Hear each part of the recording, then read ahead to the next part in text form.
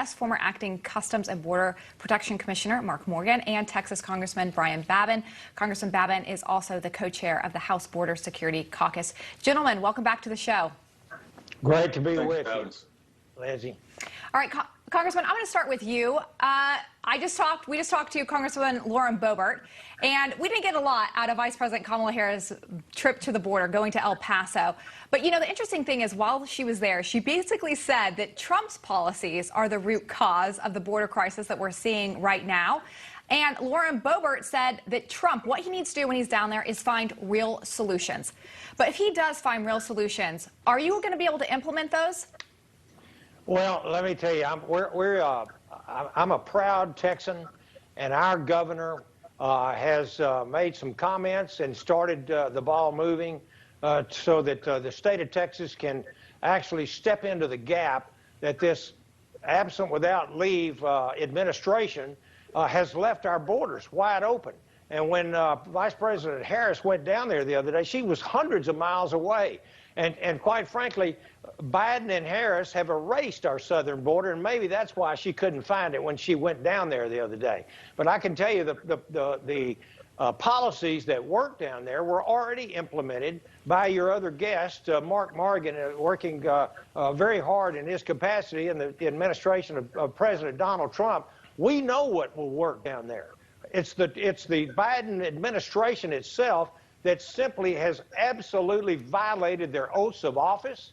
They have opened us up to 1 million illegal aliens that have come across in the last year, over the population of the entire states of some U.S. states. It's incredible what they're doing. They're absolutely immoral in what they're doing to the United States of America, to our national security, to the health and safety of the American citizens, and to the safety of these migrants themselves. And Commissioner Morgan, you said Harris's trip was pure optics, and the former president seems to agree with you. Here's what he had to say. Kamala Harris, your vice president, only went to the border yesterday for the one simple reason, because I announced that I was going next week, and I am, at the request of Texas Governor Abbott and the Border Patrol. I'm going to the border next week. Oh, if I didn't do that, I don't know if she was ever going to go. I really don't know was she ever going to go? I don't know. Now, the administration is focused on determining and fixing what they call the root causes of immigration. And you say we've known the root causes for 40 or 50 years. America's just a better country. And if we've known that for so long, why haven't Republican and Democrat administrations, other than the Trump administration, make a significant effort to secure our border for these past few decades?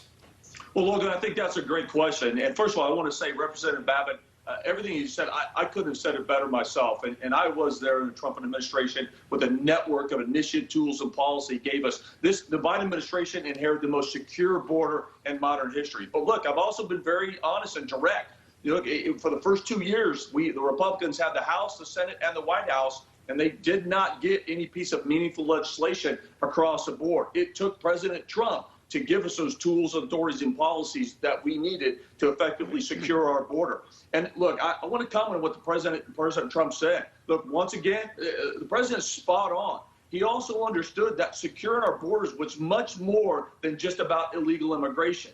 President Trump understood that if we open our borders to one crisis or one threat, we're opening our border to every crisis and every threat. It's not just about illegal immigration. If we open our borders to illegal immigration, we're opening our borders to criminal aliens coming into our country. We're opening our borders to gang members, to drugs pouring into our country. Representative Babin and I, we've had many conversations, and this is why we say every town, city, and state in this country is a border town, city, and state. President Trump understood that. That's why he gave us the tools, and that's why this administration inherited the most secure border, and they dismantled it all. Yeah, and speaking about one of the crises, it's guns. And Congressman, you and 8 other members of Congress have signed a letter urging Texas Governor Abbott to fight against Biden administration's gun agenda. But this is at the same time that AR-15s and AK-47s, they're coming across our border in droves. An estimated 200,000 firearms are smuggled across our southern border every year. So if you break that down, that's 500 a day. Do you think this administration is focused on the wrong gun crisis right now? There is no question at all about that, Lindsay. They are focused on everything wrong. They all, as I said earlier, they always seem to put America last. And Biden's targeting law-abiding gun owners. And I was proud to sign this letter by my Texas colleague, Chip Roy. And Biden's executive actions, they're the only thing that they can pass, because legislatively that would be impossible for the Democrats to do this.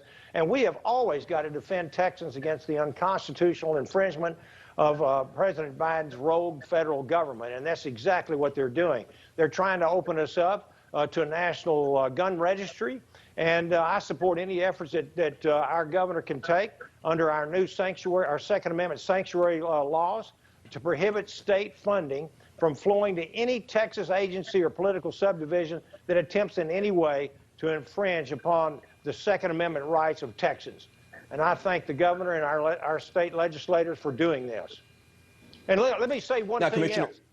We talk about gun control as a messaging tactic for the Democrats, but it's clearly that it doesn't work, because over the weekend, Chicago had who has some of the strictest gun laws in the entire country. They had 70 people shot over the weekend. Go figure. Yeah, we were talking about that with Congressman Lauren Boebert, unfortunately. Right. It's sad to see, that a lot of these gun rules that we already have are not being enforced. That's right. And then, Commissioner Morgan, to you, Title 42 is set to expire July 31st, and the Border Patrol Union is worried that this will lead to even more chaos at the border. Now, Congressman Babin and I actually were at the border in Texas together in March, and we saw the flood of people coming over then and the toll it was taking on those agents. So what will the impact be if Title 42 is not upheld? Logan, look, this is very critically important. First of all, what we're talking about is a CDC order that was implemented to actually prevent and reduce the further introduction of COVID-19 into our country from outside our borders. Representative Babin is spot on. This is yet another action by this administration that put Americans last. What this means now is anyone, families, unaccompanied minors coming to our border, whether they have COVID or not, they're going to be released into the interior United States. We're sending a message, not just to Mexico, the Northern Triangle countries. We're sending a message to the entire world now that our borders are wide open, catch and release is back on. And believe me, the human smugglers know it, and the immigrants themselves know it. And it's absolutely clear that this is another step forward to continue to open our borders. Commissioner, Congressman, thank you so much for being here. We'll have to check back in with you after your visit to the border with President Trump. Appreciate you going back down there and shedding light on this issue and this crisis that our borders experience. Hope to have you back soon. Thank you, Lindsay and Logan.